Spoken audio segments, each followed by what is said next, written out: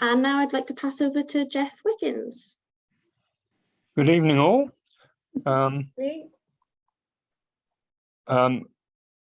You will see a slide in front of you, 9 things you don't learn on the level 1 timekeeping course. Yes, everyone got that? Yep. Yep. Yep. Good. Okay. Yep. Number 1 is the use of recording sheets, including lap charts. Well, having delivered a number of level 1 courses, there isn't really time to deal with much to do with lap charts. They're not mandatory for timekeepers to do, but they're very, very useful, and generally used for races of 3,000 and further. With a lap chart, you're given a pro forma, which is topped with the number of laps to go and a column for each lap to record the athlete's numbers as they pass. Usually, timekeepers work in pairs on this, one who calls and one who records. There may be a need for a running watch to ensure all athletes are given a time. That's not always the case, but sometimes the chief timekeeper will allocate you a running watch duty as well as a lap chart, so that no times are missed, or it's a belt and braces job and everyone gets picked up at least once. What is the purpose of a lap chart? Well, there's several purposes. One is to check on the progress of a race, which is obviously quite important in a race of a defined length. It's to identify withdrawals or disqualifications in the case of race walking. It identifies lapped athletes, and finally, it informs the chief timekeeper of the order of finishing athletes.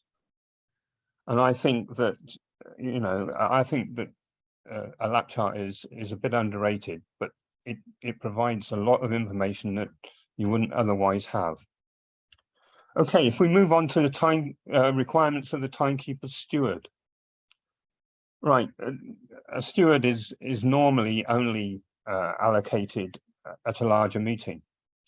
In Wales, stewarding is rarely done, if ever. So, you know, it is a thing that if the Welsh people move into England and the English people move up the pathway, that they will have to do. Generally, the timekeeper steward has to meet the requirements of the chief timekeeper, whoever that might be. But you can be asked by anybody or any chief timekeeper to do the following type duties. Firstly, to record and collate timekeeper results and coordinate with the photo finish result.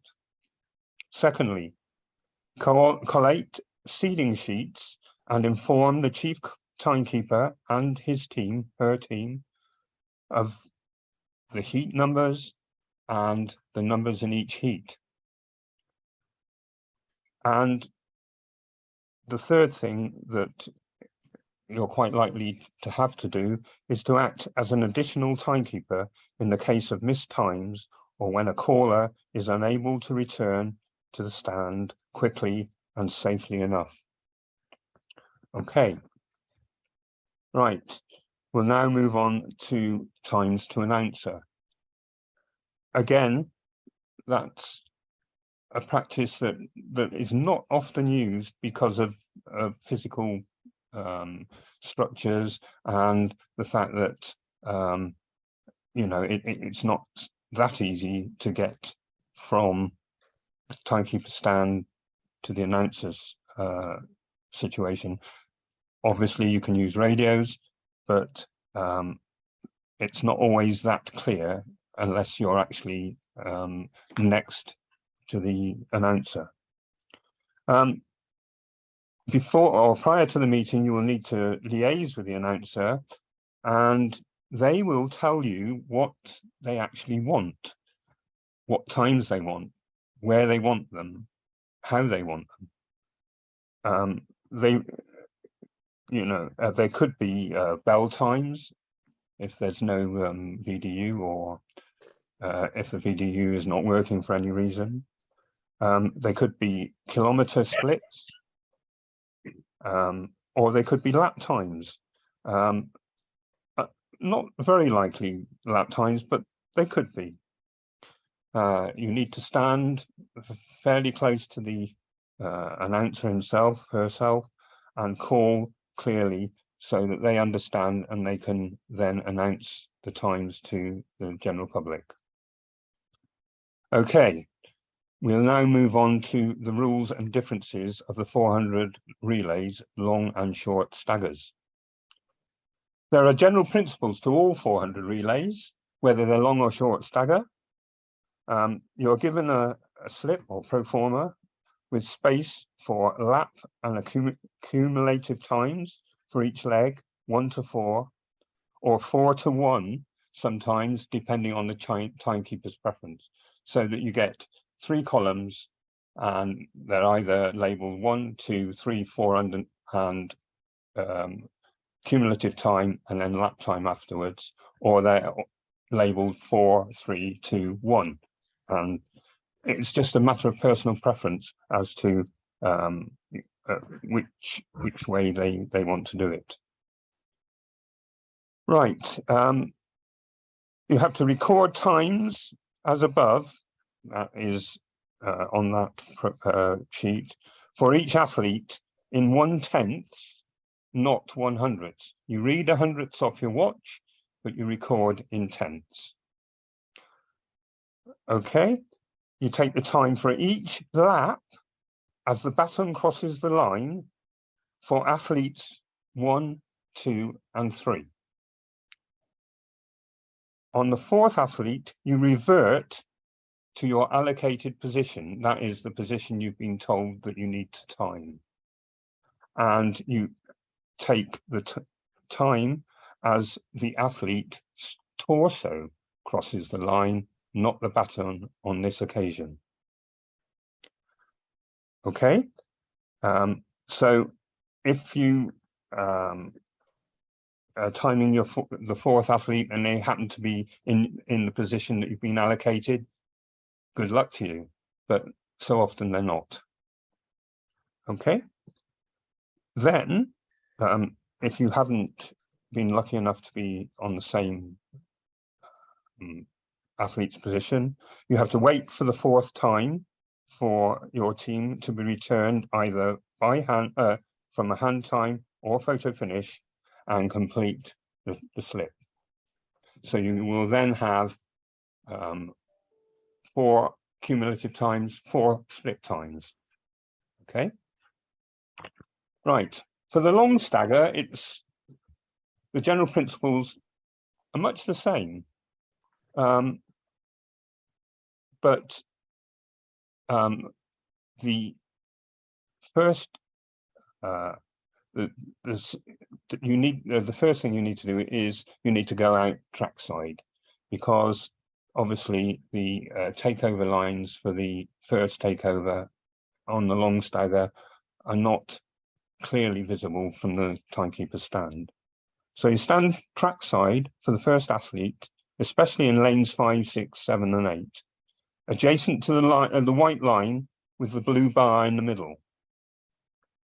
And you take the first time as the baton crosses this line, and then record it as you did in the previous, in the short staggers.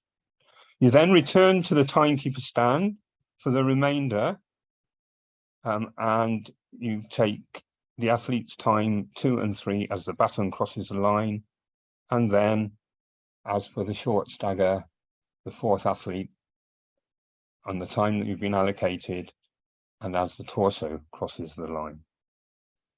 It may be, however, at a local meeting, you are given, you are asked to take the splits for your own team. That's quite common in local league matches, and you will definitely experience that at some stage. Right, we'll now move on to timekeeping and combined, dealing with records. If you're levels 1 to 3, you probably won't have much to do with dealing with records, but if you're level 4, you could well do. Basically, the chief timekeeper may receive a record request, and they will be for races over 800, because anything under 800 is not accepted as a hand time, which has so a record request which has to be completed by the chief timekeeper. The time is taken, or that according to the rules, for a record to be considered, the time is taken by 3 level 4 timekeepers independently. They should then present their watches with the times to the chief timekeeper and agree on the time to be entered onto the form. Okay.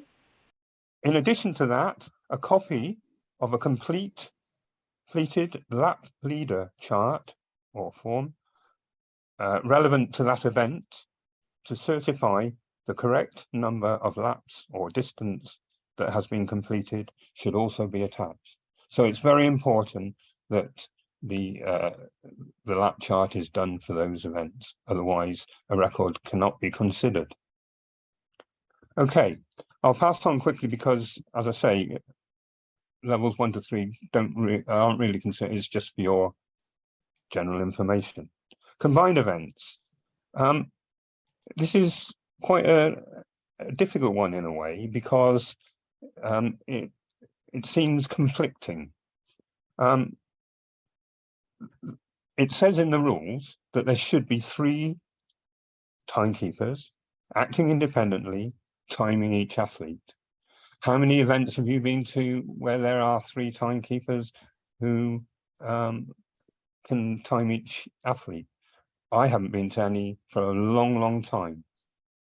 So that's not generally practicable. So therefore, you have to arrange for as many as possible to time each athlete. Okay. It also, the rules say that only one system of timing is allowed. Therefore, if the photo finish fails or is in one or more heats of a particular event, hand times would be used to determine points in the whole series. So you have 6 heats, and 5 have electric readings, and 1 it fails, and it's hand times for that. That means all 6 then become hand times. Any photo finish or electric times, in this case, may be used for record purposes only. So if an individual has done a particular photo finish time, and that is part of his record, her record, then that is then allowable, even though the hand times have determined the number of points. Okay.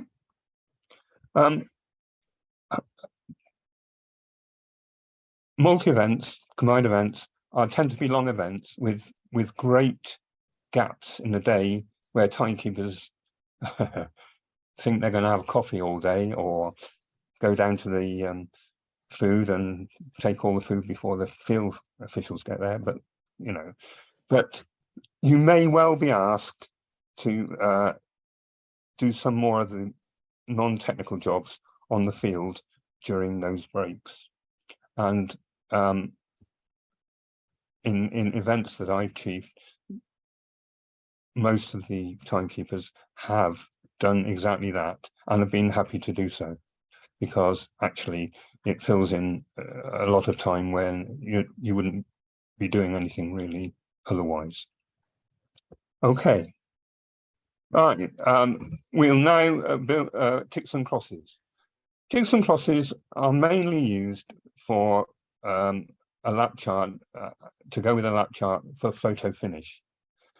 All this does is signify in the longer distance races when athletes have gone through and you've taken a time, you put a cross next to it. If they've gone through and you haven't taken the time, or they've gone through, then you tick it. So that if you've got erroneous times on your watch or on the running watch or on the photo finish, you will be able to identify which ones they are by doing a simple ticks and crosses exercise. I don't want to deal with that too much, because you may never be asked to do that unless you're working in photo finish. Right, relationships with other officials. Right, what other officials do timekeepers actually talk to? Well, they talk to quite a few actually. And the first, before the meeting, the chief timekeeper should be talking to the starter to indicate what board they're going to be used to signal the start of the race, and and where in fact they're sitting or standing, because sometimes starters don't actually look where they should. So basically you're talking to the starter. Chief track judge or track referee, one of the two, you need to establish some communication as to how results are going to get from one to the other and up to photo finish, or whether they're ready after a very close sprint race. So you need to talk to them. Clerk of course. That is, I think, something that people don't actually think about a lot, because clerks of course track are quite important, because they are the ones that set out the cones for doing kilometre splits, for doing steeplechase split, for doing all sorts of markers for the use of timekeepers. And it's very important that you actually talk to them to get things like that sorted out. Photo finish. Oh, obviously, you need to establish some sort of communication with photo finish so that you can send results to them and they can send results to you. And the announcer, obviously, if you're doing times to announcer, you need to cooperate and talk to the announcer. And the other one that's not often thought about again is some of the field judges, especially if you're indoors and you're calling an indoor race for some reason, and there is a field event going on. You actually need to, excuse me, you actually need to talk to the field judges to say, if things are safe, if you're in a place where you're not blocking an athlete or another official from seeing their event. So again, it's something that needs to be considered. Right. Okay, can we move on to the next slide, please? Roles and responsibilities of endurance time. Right. Okay. Here we have two doughty Welsh timekeeper and recorders. And I feel that endurance timekeeping is a gaping hole in the education program, simply because it's very little dealt with in the timekeepers basic course, level 1 course, and it's very little dealt with in the endurance level 1 course. So in fact, most people now gain experience by doing an event and learning from that. But I do feel that there is a need for a specific endurance timekeeping course to happen. All right. Okay. Okay, there are a number of general principles to the endurance timekeeping. And the first thing is you normally work in pairs, a timekeeper and a recorder. Okay. Generally, there is more than one pair or team. Normally, you have a main board who the chief timekeeper oversees, and you have some checkboards as well. It's always a good idea to not stand too close to another team, simply because you can get confused, you can listen to two things, and you know, things go wrong like that. Okay. Remember that an endurance timekeeper is only as good as their recorder. So you have to help the recorder all you can. Okay, the timekeeper needs to call clearly. They need to call the minutes with such a phrase as minutes are, and then the next full second as displayed on their timer or watch or whatever you'd like to call it. A tip here is to tape over the hundredths bit on your watch, and that avoids quite a lot of confusion when the seconds roll up. So, you know, if you're doing some endurance timekeeping, it's always a good idea to put a piece of tape, or if you haven't got tape, your thumb over the hundredth display. I find it's easier to do tape because my thumb moves. Okay. If more than one athlete crosses the line together, you should call the number of athletes. For example, if there were 4 crossing the line at the same time, and then the time at 51 seconds, or so you might call minutes are 53:51, sorry, 53:50, and then 4 at 51. That gives the recorder a chance to move down 4 pieces, 4 slots, and ready for the next one, so that they know that all those were at 51 and the next one is ready to be entered. Okay. Eventually, there could well be a breakdown in this, because if there are too many athletes to count through, you need to take a date and time and number from as near the center of the group as you can, and continue this for the remainder of the race at intervals of 5 to 10 seconds or less if possible. So that means that, you know, if there are 20 athletes coming through, you need to take one of the numbers, give a date and time, and then thereafter as many date and times as you can give with numbers for the rest of the race. Manual gun to tape timing is still required even when chip timing is used, although not usually for the whole of the race. Okay, all right. Okay, can we move on to the next slide, please? Right, I'd now like to talk a bit about a timekeeping duty sheet. I've listed some things which I believe that it is necessary to construct a good, sound timekeeping duty sheet.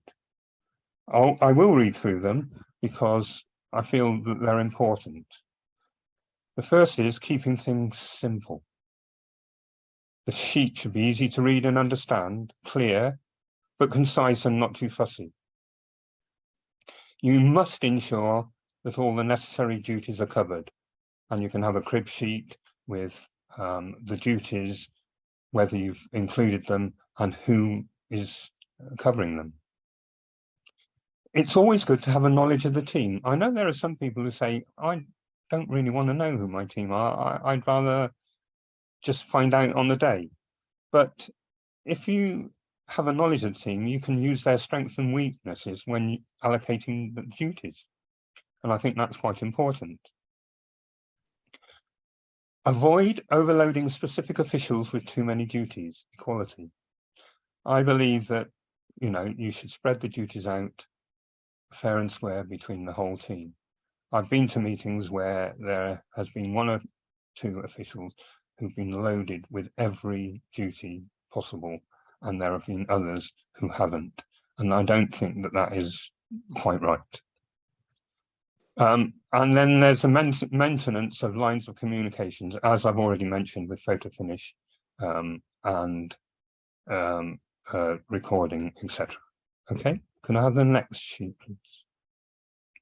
Right, I have now included an exemplar duty sheet. As you will see on that, I have allocated the duties equitably, I think. And if you notice that the 10,000 calling duties I've split into two, I also think that that's quite important, because if someone is standing out calling 10,000 meter laps for 25 laps, it's a pretty boring and grinding routine.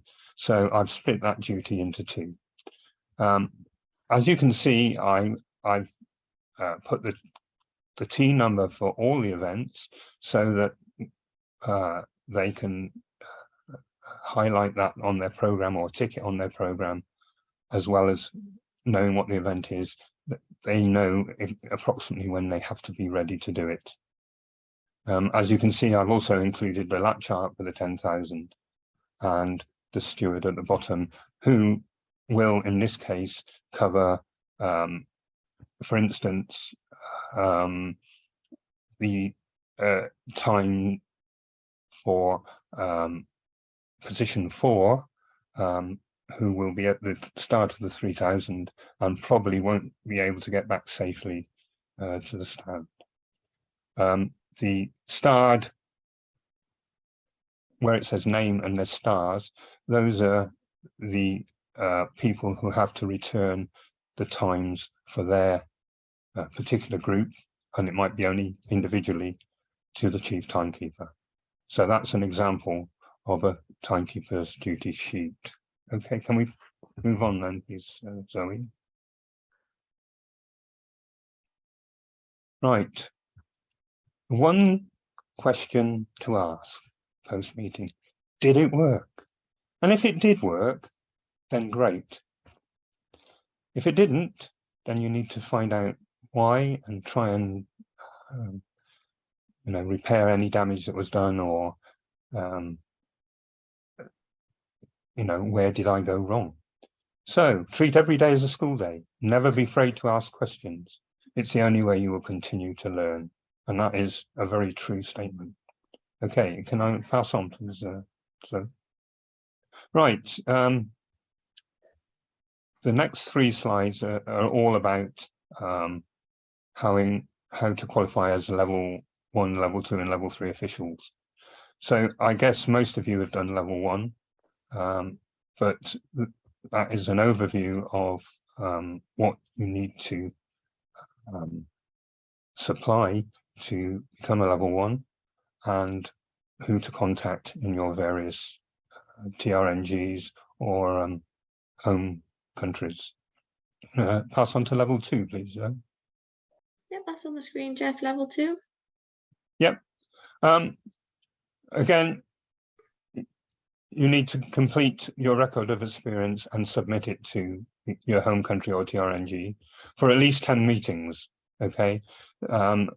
And as it says there, 4 may have already been submitted for level 1. Have one report completed by an official in the same discipline who has been a level 3 or above for at least 2 years. It's always nice if you can get a report from somebody who's not from your area. So if that's something that you can do, then it'd be good to arrange it. Obviously, the questions are here to help you develop, and you can use your rule book and the code of conduct when answering them. You can seek all the help you need, and you can submit them as long as you get 75% in the little question test. You've passed that area. Obviously, you can seek advice from senior officials or anyone who can give you the knowledge that you need to answer them as well. Okay, thank you, Zoe. So 3. Right, to qualify as level 3, you need to complete a record of experience form for at least another 10 meetings after achieving level 2. This will need to include meeting at a higher level. You need to obtain a 1 positive report from a higher graded, preferably level National 4 official when officiating at a regional level or above. Again, it's always a good idea if you can get more than 1 report, and 1 report from somebody who is out of area. I think that in Wales they try to import English officials to do exactly that. I think that's it, and it's just to answer the questions then, please. Yeah, I'll just get them up in the chat. So we have a few questions, Jeff. So someone's just asking if I can send the example performer of the lap chart. Yeah, I can do that afterwards. Yeah, so Jeff is Jeff Wickens. Someone's asking his surname. Jeff, I don't know if you want to give a little, overview of yourself and what you've been involved with. Well, I don't want to be I put it this way. I have officiated at meetings from world level to local level, and everything in between. And I think that's all I need to say, really. Somebody just said they have been lucky.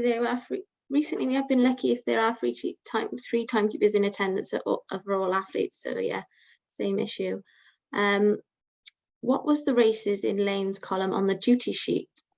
I didn't understand the significance of the number, then numbers in brackets. So I can go back to that slide if you want, Jeff. Yes, please.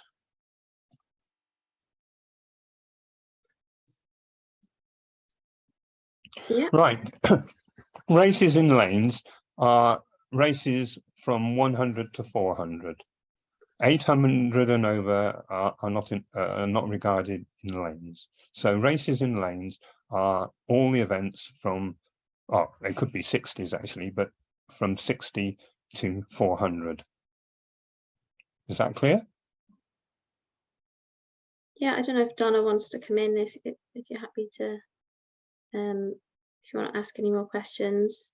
It was just on that races in lanes column. So at the bottom where you've got J and K, you've got 7 and then you've got 4 in brackets and 8 and 3 in brackets. Ah, right, yes. Now, that is, if there are no, I mean, in this particular event, there were several races where there were no 7 and 8s. All right. So, sorry, there were no 7 and 8. So in order that they time a position, 8 can then time with 3 and 7 can time with 4, so that you have 2 on those positions and everyone's employed. Is that all right, Donna? Yeah, that's fine. Got it. Thank you. Okay. So Stuart said, I understand that from 2023, level 3 needs to include 2 separate reports. Yeah, I can confirm that. That is something that's coming in from 2023. So yeah, your UK Athletics will provide, well, we will provide more information on that as well moving forward. Paul has got a question, is the mentoring scheme now up and running? If so, when will we hear from a mentor? Paula, are you based in England? Yes, I am. Okay. What I can do is I can get you in touch. Which region are you based in? Northwest. Northwest. Okay, what I'll do is I'll get you in touch with Mark Ritchie and I can ask about that. So Northwest region mentoring. Thank you. Is anyone on the call from the Northwest as well who might know about that? Anyone? Yeah, Kevin, do you know about the mentoring at all? Yeah. Yeah, what is that the best way for Paula to get involved? Is it best to contact, who's the best person to contact? Well, probably better if she tries somebody from her own club, if she's in a club. Okay. And somebody on a level 3 or 4, she can just work with them on a regular basis. Okay. Have you got a level 3 or 4 in your club, Paula? We have on field events, but not, I don't believe, in timekeeping. Okay, so it's probably best if we. Are you a member of the association in your area, or? Well, I did get a message from athletics quite a while back asking if I wanted a mentor, and I said yes to that. And I thought it was going to be happening from September, but obviously we're now in November. I've not heard anything. Yeah. Okay. I'll see what I can do and try and get the right person for you to contact. Like I said, trying to find someone who is a high level in a different club nearby might be helpful. That's brilliant. Thank you. I've been able to find performers on the Scottish website, but not the England website. Okay, so Justin, are they different sort of performers to the one obviously that Jeff did tonight? So I can have a look and provide them.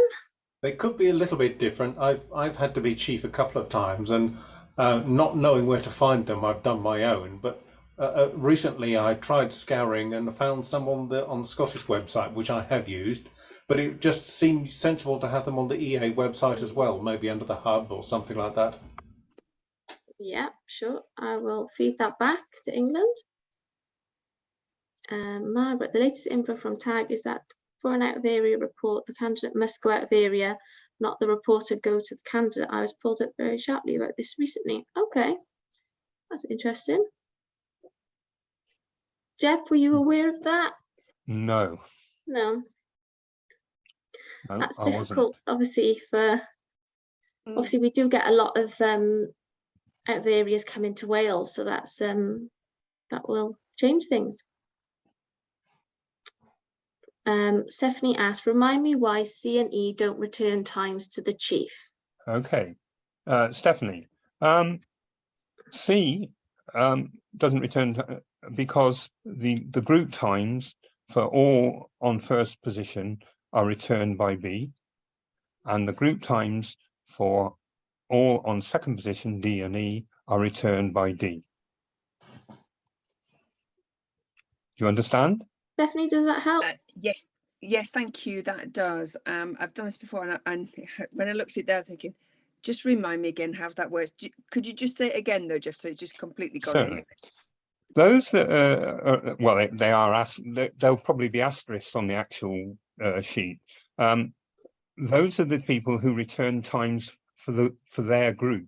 So B returns a time for A, B, and C, and D returns a times for D and E. So they agree times, and then they return the times to the chief. Great. That makes sense. Okay. And that implies that you've got lots of people doing timekeeping at the time. It does imply that you've got lots of people doing timekeeping. You probably won't get that many on many occasions, but if you do, that's the procedure. Got you. Thank you so much. Okay. Yeah, and then Paula's just Margaret's just said, Paula, if you consult your COFSEC for finding a mentor, do you know who your COFSEC is in your region? Yeah, again, I think I've already contacted that person. Okay, no, that's fine. I will see what I can do. Yeah. And then if anyone else has any other questions, I can't see any others in the chat. Feel free to come off the microphone. But yeah, I just want to say thank you for everyone for attending this evening. I hope you've enjoyed the session. What I'll do is I'll send out the example duty sheet and any other ones I can find on Scottish Athletics website. And then I'll also be sending a feedback form. So I'd appreciate if you could fill that out, a short feedback form, just to let us know how you felt the session went, and if there's any other sessions you'd like to see in the future. But yeah, I just want to say a big thank you from myself and Jeff for attending, and I will stop recording.